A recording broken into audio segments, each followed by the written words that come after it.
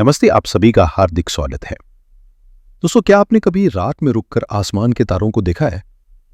वो अरबों सितारे, वो ग्रह, वो नक्षत्र, वो सिर्फ रोशनी के बिंदु नहीं है।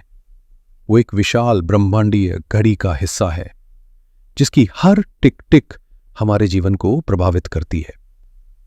हम सब उस दिव्य संगीत का हिस्सा है जो सदियों से बज रहा है। कभी कभी उस संगीत की लय तेज हो जाती है, जीवन में भाग दौड़ मच जाती है। कभी वो धीमी और शांत हो जाती है, हमें रुककर सोचने का अवसर देती है। जीवन भी तो ऐसा ही है।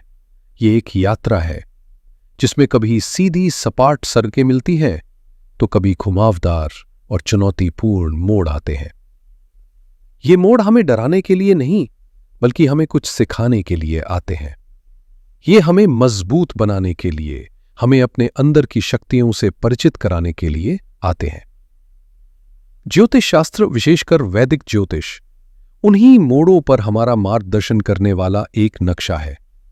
यह हमें बताता है कि आगे का रास्ता कैसा हो सकता है, कहां हमें अपनी गति बढ़ानी है और कहां हमें सावधानी से कदम रखना है। यह राशिफल कोई पत्थर की लकीर नहीं है, बल्कि यह उस ब्रह्मांडीय ऊर्जा को समझने का एक विनम्र प्रयास है जो हम सभी को घेरे हुए है। ये एक गाइड है, एक मित्र है जो आपको आने वाले समय के लिए आध्यात्मिक और मानसिक रूप से तैयार करने में मदद करेगा, ताकि आप हर चुनौती को एक अवसर में बदल सके। तो आज हम इसी दिव्य मार्गदर्शन के साथ ग्रहों की इसी भाषा को समझने के लिए विस्तार से बात करने वाले हैं कन्या राशि के मेरे सभी प्रिय जातकों के लिए। हम जानेंगे कि 26 अगस्त से लेकर 17 सितंबर 2025 तक का यह विशेष समय, ये लगभग 3 हफ्तों की अवधि आपके जीवन के कैनवस पर कौन से नए रंग भरने वाली है। हम आपके करियर, आपकी आर्थिक स्थिति, आपके रिश्ते, आपका स्वास्थ्य, हर एक पहलू की गहराई में जाकर तारीखों के साथ विश्लेषण करेंगे, ताकि आप आने वाले समय के लिए पूरी तरह से सशक्त और तैयार हो। तो चलिए, विश्लेषण शुरू करने से पहले इस अवधि की एक बड़ी तस्वीर को समझते हैं। जैसे किसी फिल्म का ट्रेलर होता है जो हमें कहानी का मुख्य भाव बता देता है, वैसे ही कुछ मुख्य ग्रह गोचर इस समय का थीम तय कर रहे हैं। और इस अवधि का जो सबसे बड़ा थीम है वो है पर्दे के पीछे की तैयारी और एक बड़ा बदलाव। या कैसा समय है जब आपके जीवन की बहुत सारी गतिविधियां बाहरी दुनिया से ज्यादा आपके मन के अंदर और बंद दरवाजों के पीछे चलेंगी, लेकिन साथ ही करियर के क्षेत्र में बड़ी सफलता की नींव भी रखी जा रही है। यह संतुलन का समय है। आइए अब उन बड़े ग्रहों को समझते हैं जो उस कहानी के मुख्य किरदार हैं। सबसे पहले उन ग्रहों की बात करते हैं जो पृष्ठभूमि तैयार कर रहे हैं, जो इस पूरी अवधि में स्थिर रहेंगे।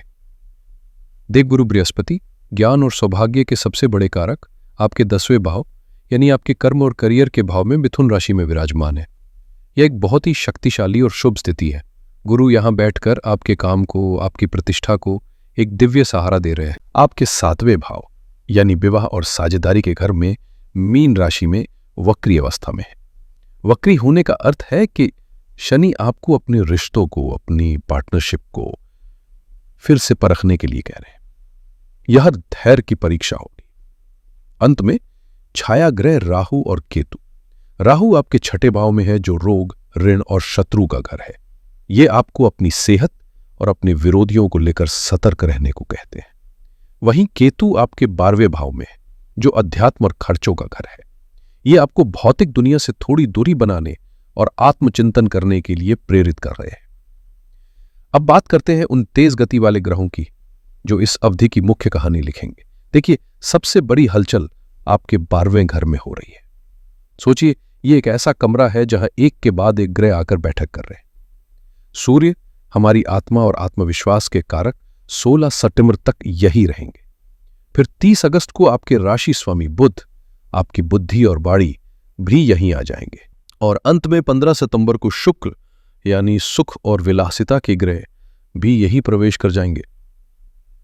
12वें घर में इतनी ग्रहों की ऊर्जा का एकत्रित होना आपके खर्चों को आसमान पर पहुंचा सकता है। विदेश यात्रा या विदेश से जुड़े कामों के योग बना सकता है और आपको बहुत ज्यादा सोचने पर यानी इंट्रोस्पेक्शन पर मजबूर कर सकता है। दूसरी बड़ी घटना है मंगल का गोचर। मंगल जो आपकी ऊर्जा और पराक्रम के प्रतीक है, 12 सितंबर तक आपके पहले ही घर में यानी आपकी ही राशि में रहेंगे। ये आपको ऊर्जा, आत्मविश्वास और कभी कभी गुस्सा भी देंगे। इसके बाद 13 सितंबर को वो आपके दूसरे भाव यानी धन और परिवार के घर में चले जाएंगे, जिससे आपका पूरा फोकस फाइनेंस और फैमिली पर शिफ्ट हो जाएगा। और हां, इस अवधि की सबसे संवेदनशील और महत्वपूर्ण घटना है 7 सितंबर को लगने वाला चंद्र ग्रहण। ये ग्रहण कुंभ राशि में आपके छठे भाव में घटित हो रहा है। ज्योतिष में ग्रहण को एक बड़े कल्मिनेशन पॉइंट या रेवलेशन पॉइंट के रूप में देखा जाता है। छठे भाव में ये ग्रहण आपके स्वास्थ्य, नौकरी के रूटीन, कर्ज या किसी शत्रु से जुड़े मामले में किसी छिपी हुई बात को सामने ला सकता है या किसी अध्याय का अंत कर सकता है। तो कुल मिला के ये समय खर्चों पर गहरी नजर रखने, स्वास्थ्य को प्राथमिकता देने, रिश्तों में शनिदेव की परीक्षा को धैर्य से पास करने और बृहस्पति के आशीर्वाद से करियर में मिलने वाले सुनहरे अवसरों को भुनाने का है।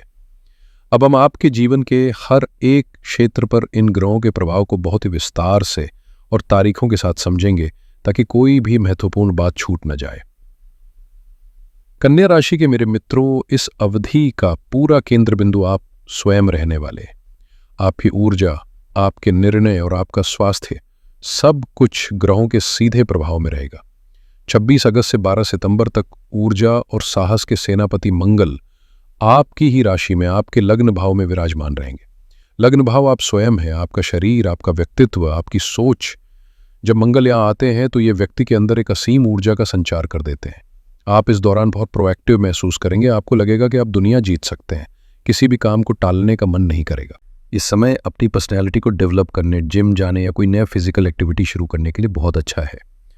लेकिन मंगल की ऊर्जा एक दो-धारी तलवार की तरह होती है। एक तरफ ये साहस देती है तो दूसरी तरफ ये गुस्सा, जल्दबाजी और अहंकार भी दे सकती है। आपको अपनी वाणी और व्यवहार में बढ़ती हुई आक्रामकता पर नियंत्रण रखना होगा, अन्यथा ये आपके करीबी रिश्तों को खराब कर सकती है। वाहन चलाते समय भी विशेष सावधानी बरतें। 13 सितंबर के बाद मंगल आपके दूसरे भाव में चले जाएंगे और आपका ध्यान स्वयं से हटकर परिवार और धन पर केंद्रित हो जाएगा। फिर 15 सितंबर को बुध और 17 सितंबर को सूर्य आपके लग्न भाव में प्रवेश करेंगे। ये एक बहुत बड़ा बदलाव होगा। जहां मंगल आपको शारीरिक ऊर्जा दे रहे थे, वहीं बुध आपको बौद्धिक तीक्ष्णता देंगे और सूर्य आपको एक राजा की तरह आत्मविश्वास और नेतृत्व क्षमता प्रदान करेंगे। इस अवधि के अंत तक आप खुद को बहुत ज्यादा कॉन्फिडेंट और फोकस महसूस करेंगे। अब आते हैं स्वास्थ्य पर, जो इस अवधि का सबसे संवेदनशील पहलू है। 12वें घर में सूर्य और केतु की युति आध्यात्मिक रूप से अच्छी हो सकती है, लेकिन स्वास्थ्य के लिए ये अच्छी नहीं मानी जाती। ये आंखों में समस्या, सिर दर्द, अनिद्रा या बेवजह की चिंता और तनाव दे सकती है। आपको अपनी ऊर्जा में भी कमी महसूस हो सकती है। लेकिन सबसे महत्वपूर्ण दिन है 7 सितंबर, जब आपके छठे भाव में चंद्रग्रहण लग रहा है। छठा भाव सीधे सीधे रोगों, बीमारियों और हमारी दिनचर्या से जुड़ा होता है। ग्रहण का अर्थ है किसी चीज पर पर्दा पड़ना और फिर उस पर्दे का हटना। ये ग्रहण किसी पुरानी स्वास्थ्य समस्या को, जिसे आप नजरअंदाज कर रहे थे, अचानक से सतह पर ला सकता है।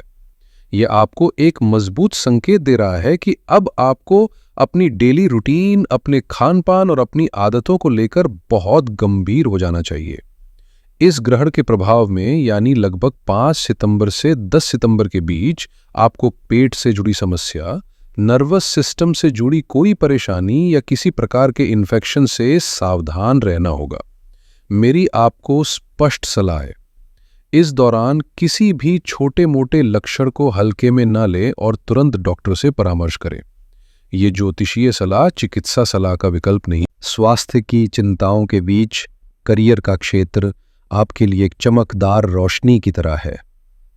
यहां देवगुरु बृहस्पति का पूरा आशीर्वाद आपको मिल रहा है। बृहस्पति आपके 10वें घर यानी कर्म भाव में विराजमान है, जो ज्योतिष में सबसे शुभ स्थितियों में से एक है। बृहस्पति का यहाँ होना ये सुनिश्चित करता है कि आपके काम को पहचान मिलेगी। आपके सीनियर्स, आपके बॉस आपके काम से प्रसन्न होंगे। अगर आप नौकरी बदलने का सोच रहे हैं या प्रमोशन का इंतजार कर रहे हैं, तो ये समय आपके लिए बहुत ही अनुकूल परिस्थितियां बना रहा है। बृहस्पति सिर्फ 10वें घर में बैठे नहीं हैं, बल्कि वहां से अपनी शुभ दृष्टि आपके दूसरे घर, चौथे घर और छठे घर पर डाल रहे हैं।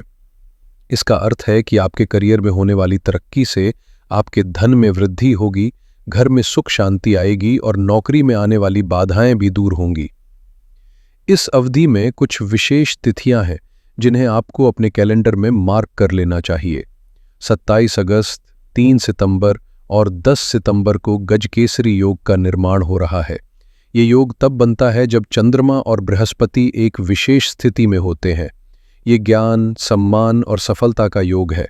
ये दिन किसी भी महत्वपूर्ण काम के लिए, जैसे कोई बड़ी मीटिंग, प्रेजेंटेशन या इंटरव्यू के लिए अमृत के समान है। विशेष रूप से 3 और 4 सितंबर के दिन नौकरी में किसी बड़ी सफलता या शुभ समाचार के लिए बहुत ही प्रबल योग बना रहे हैं। लेकिन आपको एक बात का ध्यान रखना होगा। छठे भाव में राहु और वहां पड़ने वाला ग्रहण ये भी संकेत देता है कि आपके कार्यस्थल पर कुछ छिपे हुए शत्रु या प्रतिस्पर्धी आपको परेशान करने की कोशिश कर सकते हैं। वे आपके काम में बाधा डालने या आपकी छवि खराब करने का प्रयास कर सकते हैं। आपको बस किसी भी तरह की ऑफिस पॉलिटिक्स से दूर रहना है और अपना ध्यान पूरी तरह से अपने काम पर केंद्रित रखना है। जब तक बृहस्पति की कृपा आपके साथ है, कोई आपका कुछ नहीं बिगाड़ सकता। आर्थिक मामलों के लिए यह अवधि एक रोलर कोस्टर राइड की तरह हो सकती है। पैसा आएगा भी और जाएगा भी। आपको बस संतुलन साधना सीखना होगा। सबसे पहले अच्छी खबर की बात करते हैं। 14 सितंबर तक धन और विलासिता के ग्रह शुक्र आपके 11वें भाव में रहेंगे, जो लाभ और आय का घर है। शुक्र की यह स्थिति बहुत ही शानदार मानी जाती है। ये समय आपकी आय के स्रोतों को बढ़ा सकता है। आपको अपने सामाजिक दायरे से, अपने दोस्तों से या बड़े भाई बहनों से आर्थिक लाभ मिलने की प्रबल संभावना है।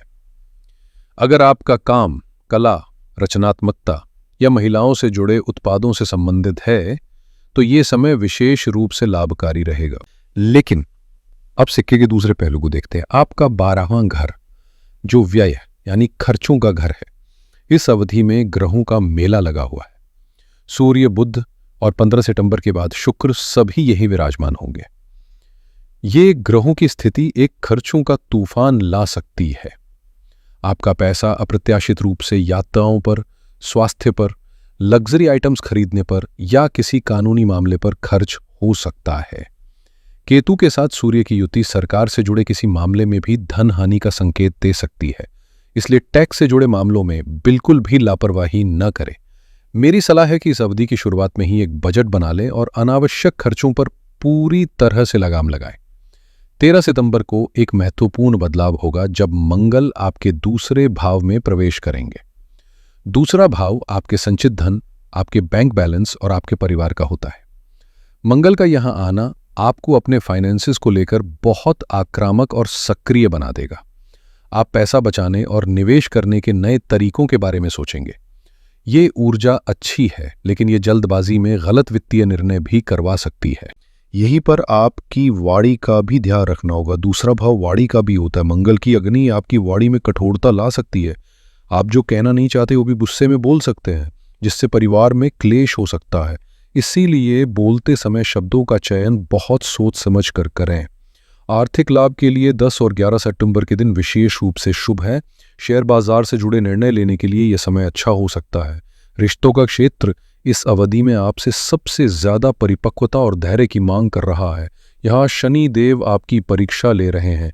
आपके 7वें घर यानी विवाह और साझेदारी के घर में शनि देव वक्री अवस्था में बैठे हैं। वक्री शनि का काम होता है पुरानी फाइलों को दोबारा खोलना। ये समय आपके और आपके पार्टनर के बीच किसी पुरानी दबी हुई समस्या या गलत फहमी को फिर से सतह पर ला सकता है। शनि चाहते हैं कि आप भागने की बजाय उस समस्या का सामना करें और उसे जड़ से खत्म करें। यह समय आपके रिश्ते की नींव को मजबूत करने का है, भले ही प्रक्रिया थोड़ी दर्दनाक हो। इसके साथ ही 16 सितंबर तक 12वें घर में बैठे सूर्य और 7वें घर में बैठे शनि के बीच एक चुनौतीपूर्ण षडाष्टक योग बन रहा है। यह एक तनावपूर्ण योग है। जो आपके और आपके पार्टनर के बीच अहंकार का टकराव पैदा कर सकता है।